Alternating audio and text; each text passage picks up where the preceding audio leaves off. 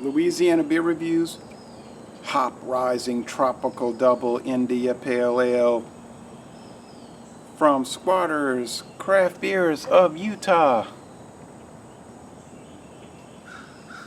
They have this in cans, bottles, and on draft.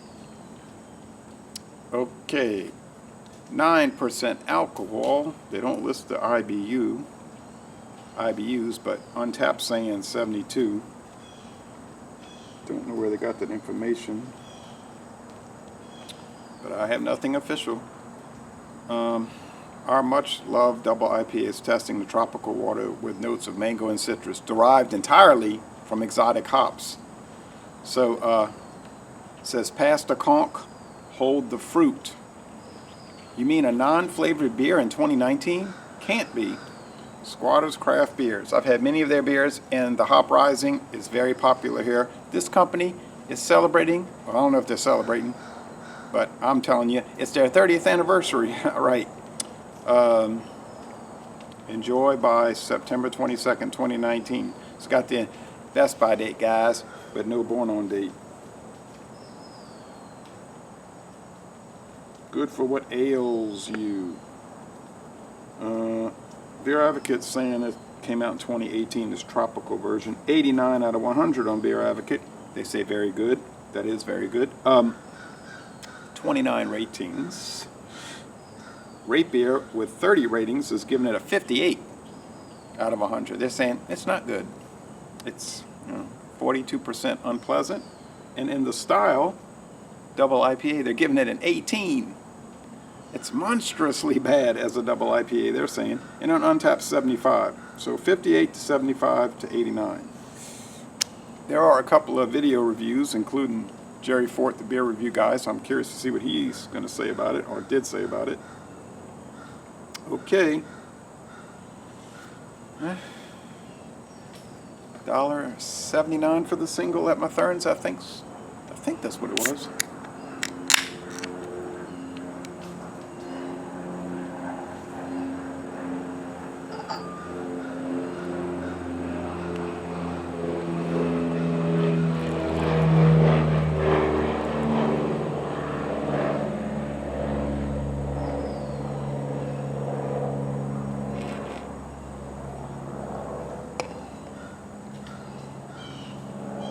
Dive bombing insects. Okay.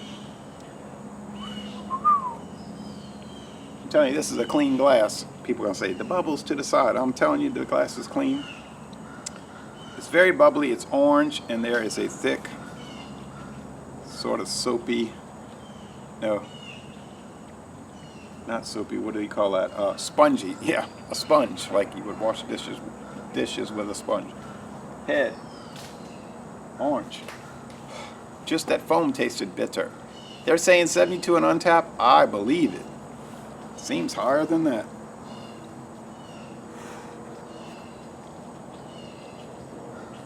Oh, that's some dank hop resin. The dank. Tropical aroma?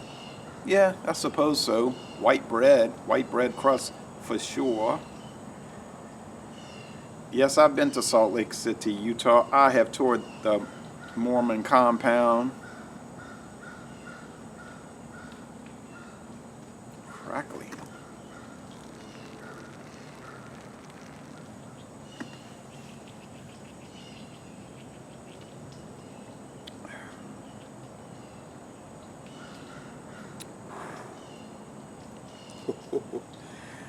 If you're a juicy IPA guy, and you like the hazy, any IPAs and those type of things, don't entertain this. You're not gonna like it. If you are opposed to extremely ultra bitter IPAs, this is not, I repeat, not gonna appeal to you. To me, 72 seems like they're lowballing it, but it could just be a guess.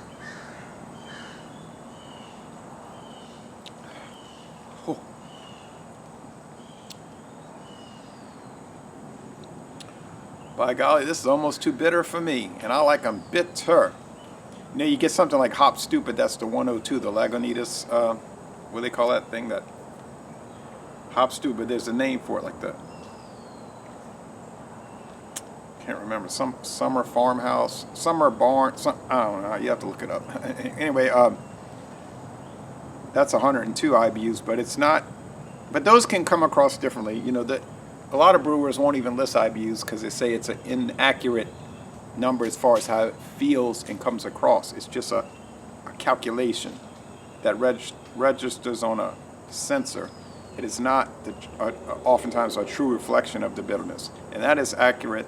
That is true, accurate, correct, because I've noticed that over the years. Body is high, medium. No, let's just say heavy. It's a heavy-bodied beer. It's truly heavy.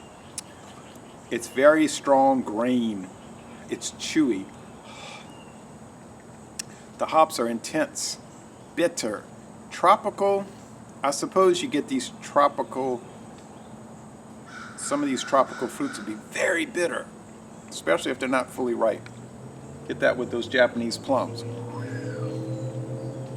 They'll be so bitter and tart, both tart and bitter. Ooh. Now if you let them get ripe before they start to turn, and they're super ripe, then they'll be sugary sweet. Be like eating sugar.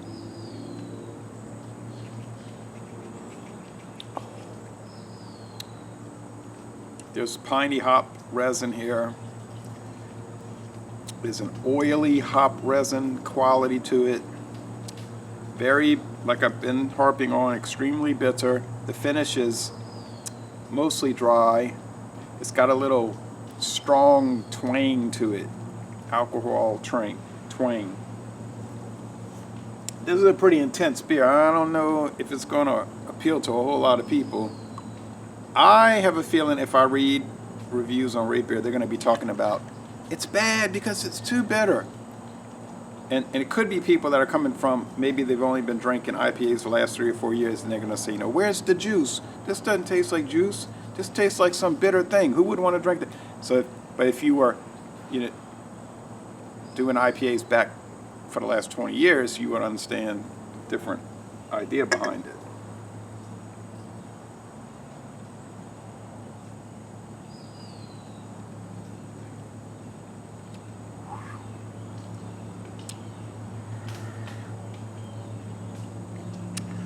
I don't know, it's so, I don't think you could guzzle this. You'd have to take little sips. It's just too, it's too harsh. But could be what they're shooting for. I think it is, that's meant to be an intensity in 10 cities type thing. So, and there's sediment throughout. Powdery sediment. Oh, this is a grain bomb. I don't know what kind of barley malt they use. They don't list it. And it's got a barley burn on it, like you get with some of these intense Euro lagers, that barley burn. And but I think it's really good. I mean, I like it. I'm going to say 92 out of 100. A-, getting into most excellent. I can't say most excellent, though, because the harshness just takes it down a bit. And it's not quite as fruity or tropical as they were saying. But still, it's a mean machine. You could drink one, and I don't see how you would ever drink 2 of them. So you might have a different idea about it, but I still say it's an A-, 92 out of 100. So John and Neely, who I talk to oftentimes, and I think Ronnie also asked Ronnie yesterday, they don't like the super bitter ones. So ooh, I think they would just hate it. So laissez-les bon temps relais. Controversial product, I believe it's going to be, and I'm in this review by saying, y'all come on down to southeastern Louisiana.